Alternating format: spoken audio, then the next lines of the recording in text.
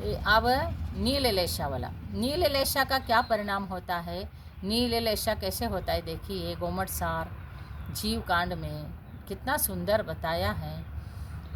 आलस्यो मंदबुद्धिश्च स्त्रीलुब्धस्य प्रवञ्चकः कातरस्य सदा मानि नीललेशायुतो नरः। नीललेशा वाला आलस्यो आलसी होता है। जो भी आलसी है, किसके लिए आलसी है वो? पैसा कमाने के लिए आलसी नहीं, परिवार के लिए आलसी नहीं, संसार करने के लिए आलसी नहीं, पंचेंद्रिय विषय भोगों के लिए आलसी नहीं।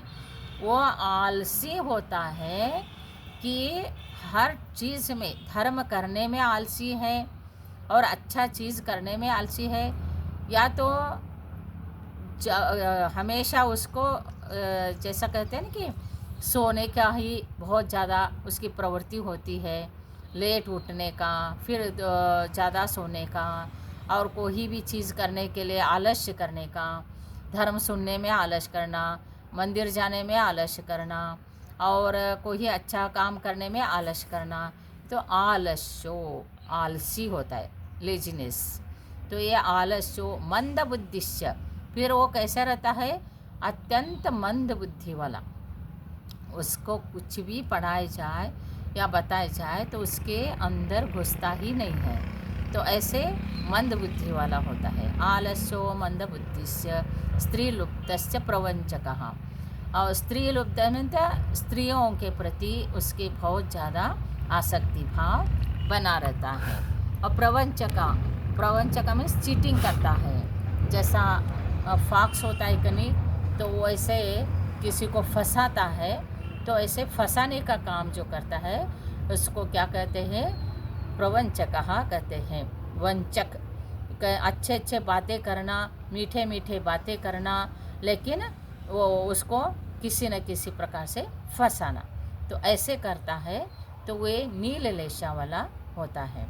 आलस्यो मंदबुद्धिस्य स्त्रीलुप्तस्य प्रवंचकः कातरस्य सदा मानि। कातर मीन्स कायर होता है। इसको कोई भी चीज़ करने के शूरवीरता धैर्य नहीं है, डरपोक होता है। कातरस्य सदा मानि, फिर कैसे रहता है?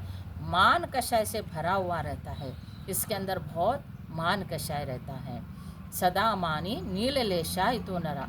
और नीललेशा वाला जो होता है, ये मान कषाय जो होता है, उसको आपको मालूम है मान कितने प्रकार के? 8 प्रकार के। ज्ञानम पूजा कुलम जातिम बलम वृद्धिम तपोवृत्तो अष्टामाश्रित्य मानित्यम स्वयं आहुर्गतस्मया। ज्ञान मद, पूजा मद, बल मद, ऐश्वर्य मद, तप मद और रूप मद, ये सब इनको तपश्चर्या वृद्धि मद, ये मद करता है।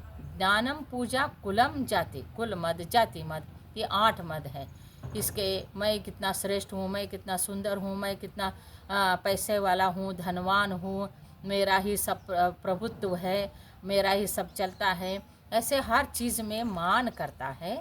तो ये 8 प्रकार के मान करता है। तो ये मिथ्या दृष्टि भी होता है। कृष्णलेशा का परिणाम, नीललेशा का परिणाम वाला। कृष्णलेशा में भी ये सारे परिणाम रहता है, इंक्लूड है। जब नीललेशा का परिणाम है तो वो कृष्णलेशा में है ही है। तो ऐसे नीललेशा वाला जो है, इस प्रकार से मान करके किसी भी ज्ञान मद हो या रूप हो, किसी भी प्रकार का मद नहीं करना चाहिए। क्योंकि इस भाव में यदि मद करते हैं तो उसका कोई वैल्यू नहीं रहता है। और जो नम्र रहता है तो सबके साथ, ज्ञान कितना भी हो, तो जैसा पेड़ है, पेड़ में कितना फल आता है, बड़े बड़े फल मीठे मीठे फल आते हैं, तो वो पेड़ झुक जाता है, तो नम्र हो जाता है।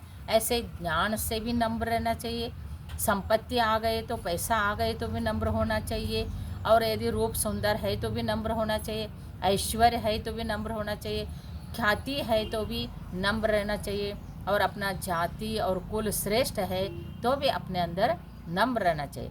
लेकिन नीललेशा वाला इसमें क्या करता है कि अहंकार करता है और मान कषाय से भरा हुआ रहता है और आलस्य से भरा हुआ रहता है।